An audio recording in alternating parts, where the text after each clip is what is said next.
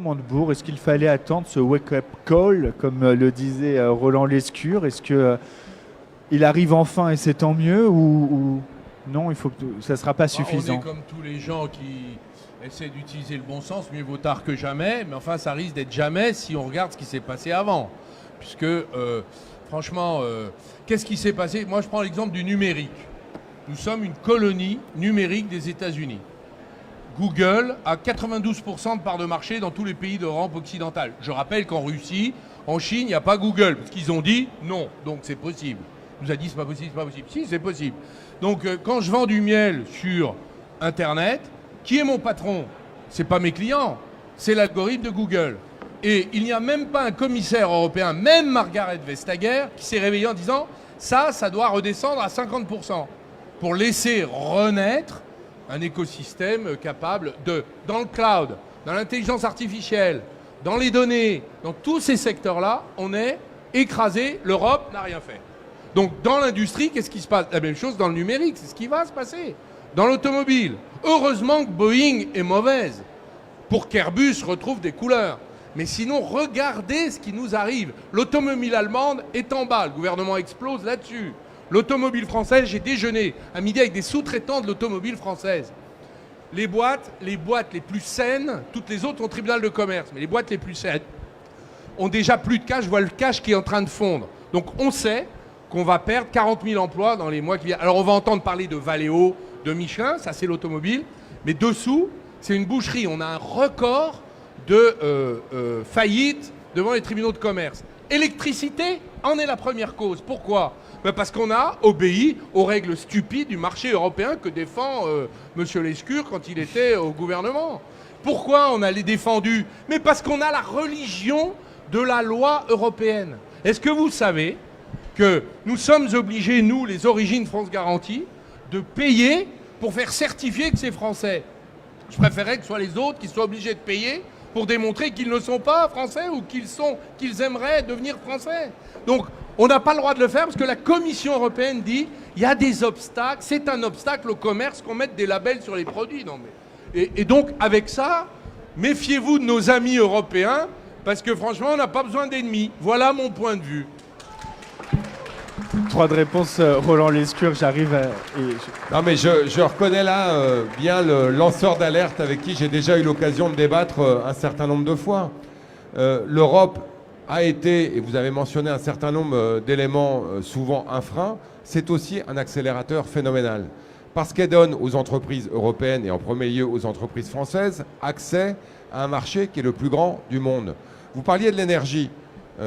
On a, pendant un an, manqué d'électricité en France. Si on n'avait pas eu le marché de l'énergie européen, on se serait retrouvé avec des prix de l'énergie encore bien plus élevés qu'ils ne l'étaient. Alors, c'est vrai qu'aujourd'hui, le défi de l'énergie, ce n'est pas un défi européen, c'est un défi de compétitivité de l'Europe vis-à-vis des États-Unis, qui ont une énergie bien plus chère que la nôtre et qui, en plus, subventionnent leur industrie pour la relancer. Et c'est là qu'il faut que l'industrie se réveille, c'est là qu'il faut que l'Europe se réveille. Nous, on a plaidé depuis un certain temps, et on l'a mis en œuvre en France avec France 2030, pour subventionner les industries vertes. Ce que j'espère, et un grand Européen qui ne doit pas être dans les petits papiers de M. Montebourg, Mario Draghi, a publié un rapport il y a quelques semaines qui plaide pour ça, 600 milliards d'investissements pour décarboner l'industrie traditionnelle, pour faire du Made in Europe dans l'industrie de demain, c'est possible.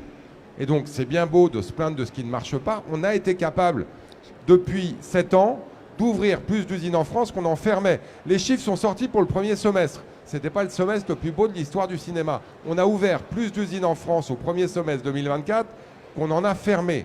Et ça, c'est une bonne nouvelle dont on peut, j'espère, se féliciter ensemble. Alors, d'abord, il faudrait sortir de ce mythe, de cet argument de ceux qui critiquent la fixation du prix de voudraient qu'on sorte du marché de l'électricité. Pardon, mais revenir sur la fixation du prix de l'électricité, ça ne veut pas dire qu'on n'achèterait pas de l'électricité à nos voisins et qu'on leur en vendrait pas. Ça veut juste dire qu'on le paierait à son juste prix. Il y a eu, au mois de juin, un bug dans la fixation du prix de l'électricité, du prix unique de l'électricité. Et pendant 24 heures, chaque pays a payé l'électricité au prix qu'il devrait le payer. Eh bien, en France, on était autour de 2 euros, si je ne me trompe. En Allemagne, c'était plus de 400 euros. Donc, ça veut dire que, visiblement, en France, nous ne bénéficions pas de, normalement, les prix qui devraient être les nôtres pour que nos entreprises puissent fonctionner. Vous disiez, Roland Lescure, tout à l'heure que l'Europe, effectivement, ce sont des normes qui garantissent la manière dont on produit, notamment, qui sécurisent cela. Arnaud Montebourg, c'est bien, mais en même temps, on a le droit d'importer des choses qui sont fabriquées, qui ne sont autrement que dans ces normes, voire contraires à ces normes. On n'est pas contre le marché européen. Est-ce que, comme dit Alain Di Crescenzo, on ne va pas assez loin? Écoutez, moi, ce que je vois, c'est que les coûts pour l'Union européenne de l'uniformisation est très élevé. Aux États-Unis, d'un État à l'autre, ce pas les mêmes lois. On n'en meurt pas, c'est le même marché. Donc on peut avoir un marché sans avoir la mise sous la toise. Bon, donc on peut, moi je suis maintenant opposé à l'intégration juridico-politique à coups de batte de baseball sur la tête des nations européennes. Ça ne marche pas. Donc ça, je ne suis pas du tout d'accord. Mais on a besoin d'une Europe qui, au lieu d'infliger des normes en permanence à jet continu, écoutez, je ne sais même plus dire toutes les directives qui nous tombent dessus, il y en a au moins 50 par an, ça fait presque une tous les 2 par mois. Et en vérité, plus personne n'arrive à suivre et à digérer. Donc les Européens, ils en ont marre. Moi le premier, vous aussi, parce que, excusez-moi, toutes les normes dont nous vous plaignez, quand vous allez au gouvernement en disant, dites donc vraiment ces normes, les 3/4, c'est des trucs qui nous tombent de Bruxelles, qui ont été négociés sur le coin du bar, là-bas, et qui n'ont pas grand sens pour nous. Donc on a besoin de diminuer la tension normative contre les Européens. Et on a besoin d'augmenter la pression agressive contre les non-Européens. C'est ça le problème. Pas de protection. Nous sommes la déesse de l'amour, Vénus, pendant que les autres nous font la guerre. Ils sont Mars, dieu de la guerre. Les Chinois, les Américains, ils en ont rien à cirer, notre gentillesse. Ils prennent, ils utilisent le droit extraterritorial, ils colonisent notre numérique, ils nous vendent leurs produits, ils nous prennent nos entreprises, ils nous infligent leurs brevets, et nous, on dit merci. Vous savez ce qu'a écrit, comment s'appelle-t-il? On dit merci à l'Union européenne. Où sont les protections? Non mais il n'y en a pas. C'est terminé ça, Arnaud. Vous parlez d'un temps. Non mais. Il n'y en a pas. Non mais c'est pas. C'est pas parce que vous avez arraché 37% de droits de douane sur les véhicules chinois. Mais c'est énorme. Mais c'est énorme. Par rapport à zéro. Mais c'est rien par rapport à ce que va faire Trump. Vous le savez bien, il n'y avait pas zéro. C'est-à-dire oui, lui, il fait 100%. Mon cher Roland, je vais terminer mon propos. Oui. Et vous répondrez avec toute la faconde qui vous caractérise. Avec plaisir, en tout cas, je répondrai. Donc je vais terminer mon propos en disant l'Europe en est à la guerre de 14 et les autres, ils en sont à la 3e guerre mondiale. Et ils nous la font. On est en retard de 2 guerres. C'est énorme pour vous parce qu'on ne l'a jamais vu ça. Moi-même, pour arracher il y a 10 ans à votre place des droits de douane sur les aciers spéciaux chinois, il a fallu se pendre au lustre avec les Roumains, les Allemands et tout le tralala. On passait des nuits à Bruxelles pour arracher des bricoles.